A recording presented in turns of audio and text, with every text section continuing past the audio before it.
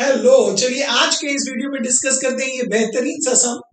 ये सम में अभी फिगर दिया हुआ है और हमें कुछ इंफॉर्मेशन दिया है।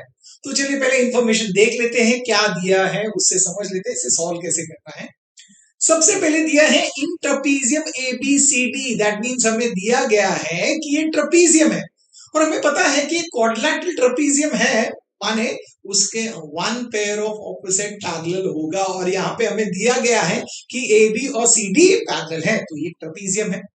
और आगे दिया गया है कि diagonals AC and BD intersect each other at point O, that means ये दोनों डायगोनल जो है वो एक दूसरे को इंटरसेक्ट करते हैं एट पॉइंट O। अब इस सब में कुछ वैल्यूज दिए गए हैं, कुछ साइड्स के लेंथ दिए गए हैं, कुछ सेगमेंट्स के लेंथ दिए गए हैं। क्या दिया है?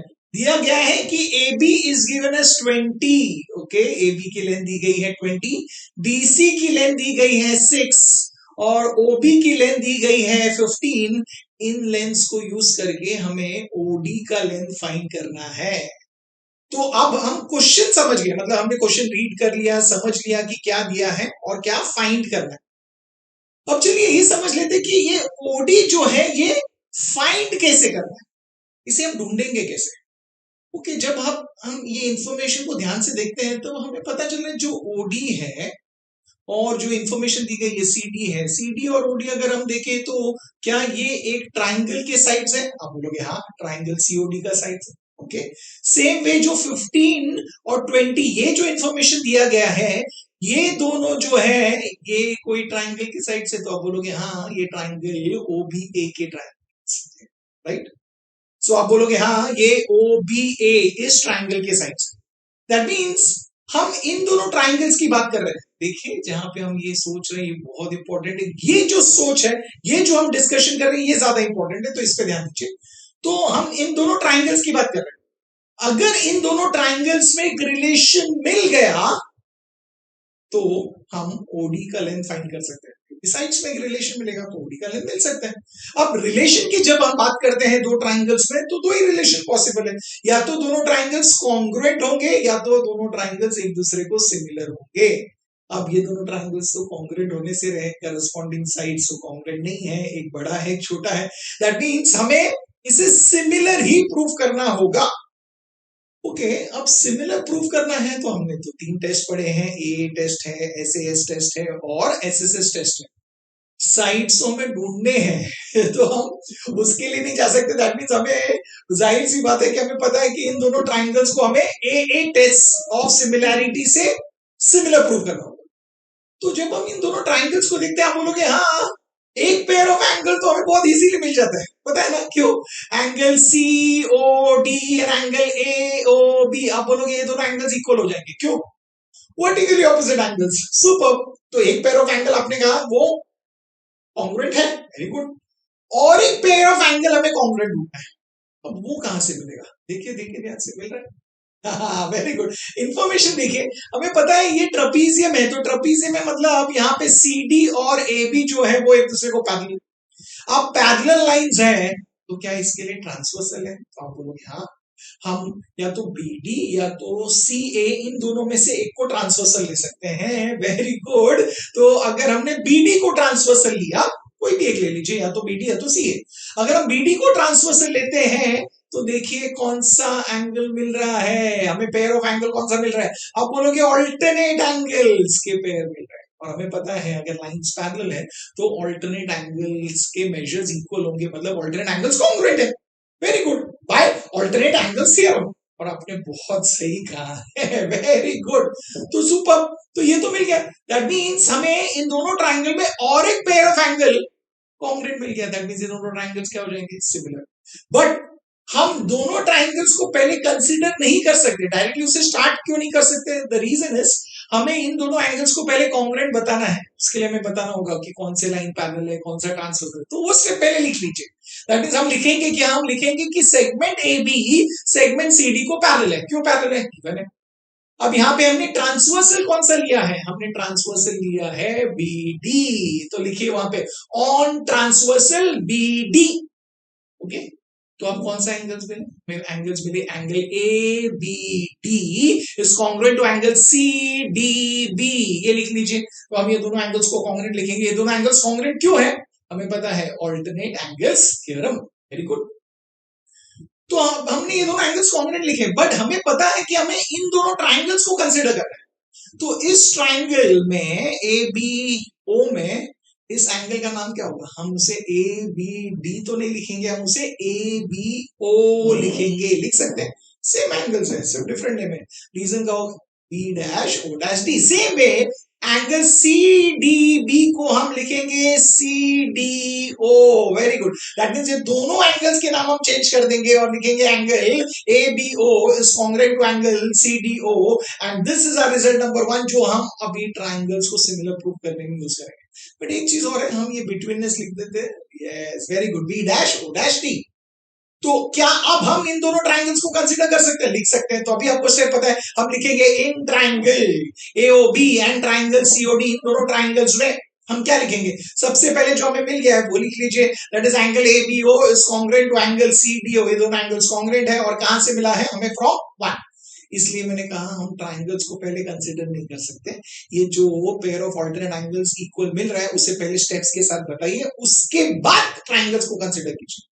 तो इसलिए मैं बोल रहा हूं जो स्टेप्स लिखते हैं वो क्यों लिखते हैं, कैसे लिखते हैं, ये समझिए, ये बहुत इंपॉर्टेंट है। तो चलिए हमने ये लिख दिया। अब ये दो एंगल्स तो इक्वल हो गए, और कौन सा एंगल है हमें पता है, ऑलरेडी स्टार्ट में डिस्कस किया था, angle A O B and angle C O D. ये दोनों एंगल्स कॉन्ग्रुएंट होंगे, ये दो एंगल्स कॉन्ग्रुएंट पे आपको पता है, reason is vertically opposite angles. That means हम ये कह रहे हैं कि अब ये दोनों ट्राइंगल सिमिलर है। तो हम एक ट्राइंगल का नाम लिख लेते हैं सिमिलर टू, दूसरे ट्राइंगल का नाम लिखना है। बट याद रखना, हमेशा जब हम ट्राइंगल्स को सिमिलर लिखते हैं, पता है ना, सिंबल के साथ 1 to 1 करस्पॉन्डेंस चेक करके नाम लिखना। ओके, सो दूसरे ट्राइंगल का नाम लिखने के लिए करस्पॉन्डेंस देखना होगा। ध्यान से देखिए, बहुत सिंपल है। ओ और ओ कॉन्ग्रुएंट है, दोनों एंगल। दैट मींस ओ के सामने क्या आएगा? ओ। Very good. आप देखिए इस ट्राइंगल में जो बी है, एंगल बी एंगल डी को कॉन्ग्रुएंट है, तो दैट मींस बी किसको करस्पॉन्ड कर रहा है? डी को।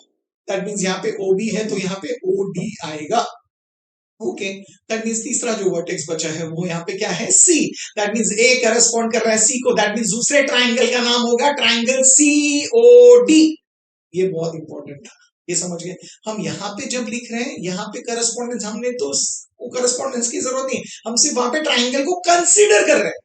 तो उस ट्राइंगल में जब भी हमें एंगल्स कॉन्ग्रुएंट मिल जाता है तभी ट्राइंगल सिमिलर मिला है, तो वो कॉन्ग्रुएंस के हिसाब से हमें करस्पॉन्डेंस देख के लिखना है, जो हमने पहले भी डिस्कस किया है। सिमिलैरिटी का कॉन्सेप्ट टेस्ट में डिस्कस किया है, टेस्ट ऑफ सिमिलैरिटी में। अगर वो वीडियोस नहीं देखा है तो जरूर देख लेना, उसका लिंक मैंने डिस्क्रिप्शन में दिया हुआ। अब ये दोनों ट्राइंगल सिमिलर है, कौन से टेस्ट से हमें पता है? Yes, they are similar by a test of similarity. अब हमने ट्राइंगल्स को सिमिलर प्रूव कर दिया, जो रिलेशन हमें जरूरत है वो रिलेशन मिल गया। अब ट्राइंगल जब सिमिलर होते हैं, हमें इंटरेस्ट है साइड्स में, तो सिमिलर होते हैं तो क्या होता है? साइड्स में। तो आप बोलोगे अरे करस्पॉन्डिंग साइड्स के जो रेशियोज होते हैं वो इक्वल होते हैं। अब करस्पॉन्डिंग साइड्स के रेशियोज 3 रेशियोज होते हैं, हमें तीनों नहीं लिखना है, जो जरूरत है 2 रेशियोज वही लिखेंगे। बट उसके लिए आपको फिगर देखने की जरूरत नहीं, मैंने हमेशा कहा है ये लिख लिया ना करस्पॉन्डेंस के हिसाब से, तो यहां से लिखिए। तो हम लेंगे क्या? A B. Okay, A B लेंगे बिकॉज ए बी की वैल्यू दी है। तो ए बी, अगर ए बी लेते हैं तो उसका करस्पॉन्डिंग साइड यहाँ पे क्या है? C D.